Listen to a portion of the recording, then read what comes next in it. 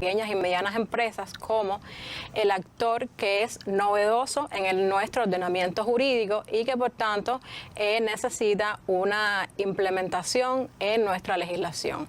Vamos a referirnos específicamente a la implementación de esta nueva figura y vamos a abordar algunos aspectos que consideramos esenciales para su mejor entendimiento y su mayor aplicación.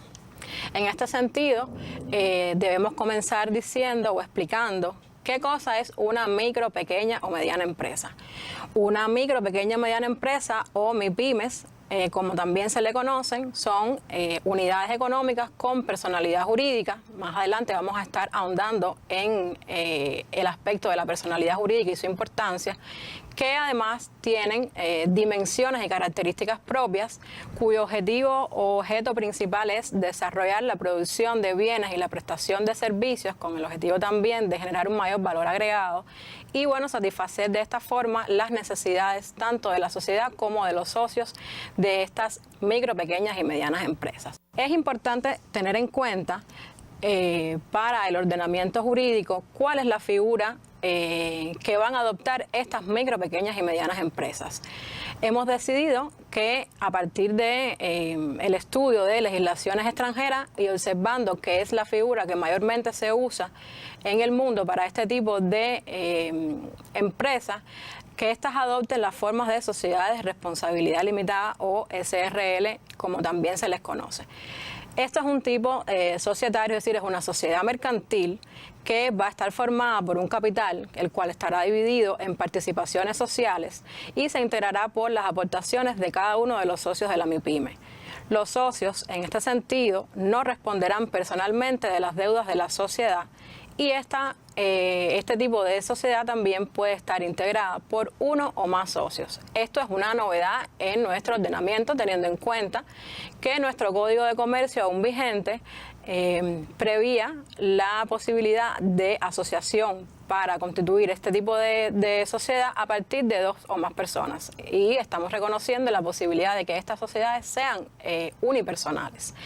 Es importante decir que este es el tipo de sociedad que recomienda la Comisión de Naciones Unidas para el Derecho Mercantil Internacional, UNCITRAL, y que por eso, teniendo en cuenta eso y su amplio uso en la legislación foránea, hemos utilizado este tipo societario.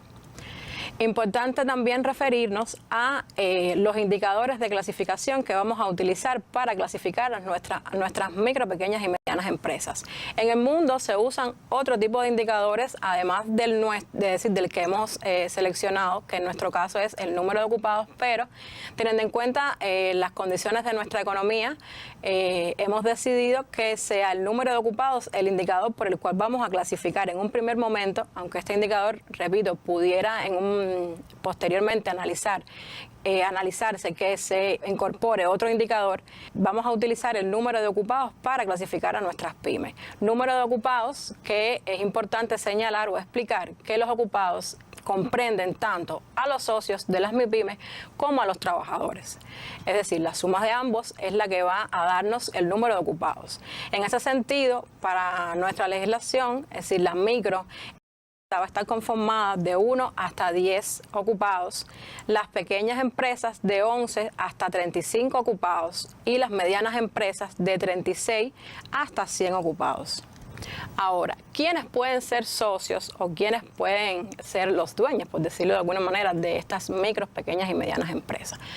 Deben estas personas cumplir una serie de requisitos que están establecidos en la norma jurídica y, bueno, en el caso de las MIPYMES privadas, para ser socio de estas se requiere ser persona natural mayor de 18 años y además ser residente permanente en Cuba.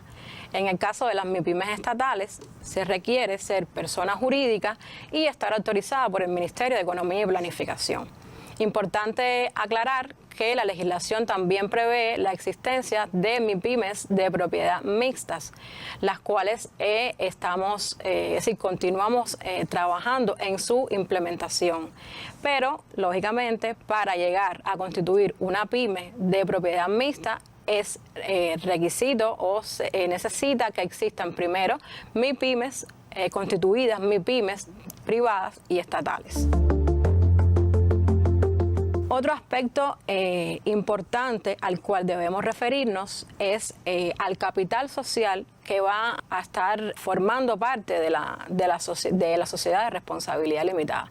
El capital social va a estar formado por las aportaciones de todos los socios de la sociedad, cuyas aportaciones pueden ser tanto en dinero, en bienes o en derechos. Estos bienes y derechos deben ser posibles valorar económicamente.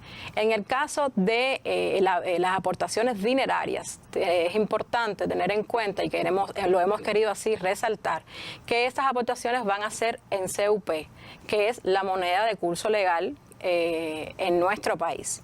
Otro elemento importante a tener en cuenta es que no se exige un capital mínimo para constituir estas sociedades. Que la norma jurídica no exija un capital mínimo no quiere decir que sea un aspecto que se debe pasar por alto a la hora de conformar el capital social de las sociedades mercantiles, teniendo en cuenta que el capital social deberá estar en correspondencia con las actividades que va a desarrollar la MIPYME, teniendo en cuenta que es el capital con el cual la sociedad va a responder de sus obligaciones en sus primeros momentos de operaciones. Otro elemento importante acá va a ser el tema del objeto social. El objeto social se va a referir o va a estar constituido por las actividades que va a desarrollar la micro, pequeña o mediana empresa.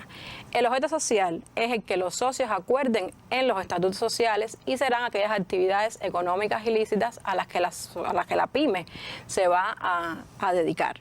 Como parte del objeto social, es importante tener en cuenta una serie de aspectos a los que queremos referirnos para viabilizar la conformación de estos objetos sociales. Lo primero es que se deben relacionar las actividades que potencialmente puede realizar su negocio. Un segundo aspecto a tener en cuenta es que se debe corroborar que las actividades definidas para ser ejercidas como objeto social puedan ser perfectamente llevadas a cabo por las MIPYMES privadas y las cooperativas no agropecuarias. En tercer lugar, se debe identificar la actividad principal y la clase económica según el clasificador nacional de actividades económicas que le corresponde a la pyme que queremos desarrollar. Y por último, se debe relacionar a continuación de esta actividad principal, por decirlo de alguna manera, el resto de las actividades a desarrollar por el negocio. Con estos aspectos esenciales, por decirlo de alguna manera, se debe elaborar el objeto social que se va a presentar para la aprobación del Ministerio de Economía y Planificación. Otro elemento importante se está constituido por los estatutos sociales, los cuales son el instrumento rector interno de las pymes. Es decir, al ser una sociedad mercantil, el documento que va a regir la vida de esta sociedad va a ser precisamente los estatutos, los cuales contienen las regulaciones para el funcionamiento interno de la MIPYME. Estos estatutos se aprueban por los socios en el acto de constitución de la sociedad y pueden ser modificados en cualquier momento por acuerdo de la Junta General de Socios. Es importante tener en cuenta que los socios tienen la libertad de establecer en los estatutos todos los pactos o acuerdos o reglas de comportamiento que determinen para su MIPYME. No obstante a eso, se debe tener en cuenta que hay una serie de aspectos que están regulados en la legislación que sí mínimamente deben contener los estatutos sociales. Estos aspectos o elementos se encuentran o los podemos encontrar en el artículo 31 del Decreto Ley 46 y en base a estos elementos, cada cual elabora los estatutos de acuerdo a las características propias que va a tener su pyme. Nosotros hemos elaborado unos modelos de estatutos con el objetivo de que sirvan como guía para elaborar este documento teniendo en cuenta que conocemos que es un documento al cual no está habituado el empresariado nuestro o privado a elaborar, y dada la importancia que tiene, hemos decidido elaborar este modelo, el cual pueden encontrar tanto en la página web del Ministerio de Economía y Planificación como en nuestro canal de Telegram. Más adelante le estaremos brindando los sitios a los que pueden acceder. Otro elemento de importancia es cómo va a estar estructurada a lo interno la sociedad mercantil. La MIPYME va a tener 3 órganos sociales: la Junta General de Socios, el órgano de administración y el órgano de control y fiscalización. En el caso de la Junta General de Socios, este es el máximo órgano de la MIPYME y estará integrado por todos los socios que conformen la sociedad. Es el órgano donde se toman las decisiones más importantes de la MIPYME. El otro órgano es el órgano de administración, el cual se va a encargar de la gestión y la representación de la MIPYME. Para ser parte del órgano de administración no se requiere la condición de socio, es decir, personas que no sean socios de la sociedad pudieran perfectamente formar parte de este órgano. Aunque si los socios lo deciden, puede caer recaer la administración de la sociedad en socios de esta. Y bueno, por último, el órgano de control y fiscalización, el cual sí va a estar integrado por socios de la sociedad, con el requerimiento de que estos no ocupen otros cargos dentro de la MIPYME. En el caso de las MIPYMEs que sean unipersonales, el socio único es el que va a asumir las funciones de este órgano. Es importante destacar acá que este órgano podemos encontrarlo en legislaciones foráneas, como es el caso de Argentina, Alemania, Italia o Venezuela, que prevén para sus sociedades de responsabilidad limitada la existencia de este tipo de órgano. Como sociedad mercantil, que es la MIPYME o que van a ser las MIPYMEs, por supuesto, para su actuar en el escenario económico requieren cierta autonomía, y así la hemos reconocido en la legislación recientemente publicada. La autonomía que va a tener la MIPYME va a estar basada fundamentalmente en estos aspectos que vemos acá. En el hecho de poder exportar e importar de acuerdo con lo que establece la legislación vigente hoy, van a poder gestionar y administrar sus bienes, van a poder operar cuentas bancarias y acceder a cualquier fuente lícita de financiamiento. Igualmente van a poder definir su estructura, plantilla, cantidad de trabajadores, realizar las inversiones que requiera la MIPYME para su desarrollo. Van a poder determinar los ingresos de sus trabajadores respetando los mínimos salariales que establece hoy la legislación vigente. Van a poder crear establecimientos sin personalidad jurídica en cualquier provincia, es decir, dentro o fuera de la provincia donde radique su domicilio social. Y bueno, podrán definir los productos y servicios a comercializar, sus proveedores, clientes y bueno, sus posicionamientos en el mercado. Luego de haber analizado algunos elementos de la figura de la cooperativa no agropecuaria y de la MIPYME, consideramos que es importante hacer algún tipo de distinción entre estas dos figuras con el objetivo de que no existan confusiones entre una y otra, y que las personas puedan decidir correctamente qué figura se aplica a su modelo de negocio. En este sentido, hemos querido referirnos a diferentes o a algunas de las principales diferencias que existen entre las MIPYME y las cooperativas no agropecuarias, teniendo en cuenta una serie de criterios. En primer lugar, el tipo de propiedad. Las MIPYMEs pueden ser de propiedad privada, estatal o mixta, y las cooperativas no agropecuarias de propiedad cooperativa, como lo reconoce nuestro texto constitucional. En el caso de la cantidad de socios, vamos a tener que la MIPYME, la cantidad de socios va a estar en función del límite de ocupados que se declare para la MIPYME. Es decir, que va a tener una cantidad de socios limitada en este sentido. Y pueden constituirse, como ya hemos hablado, es decir, como hemos referido anteriormente, a partir de un único socio.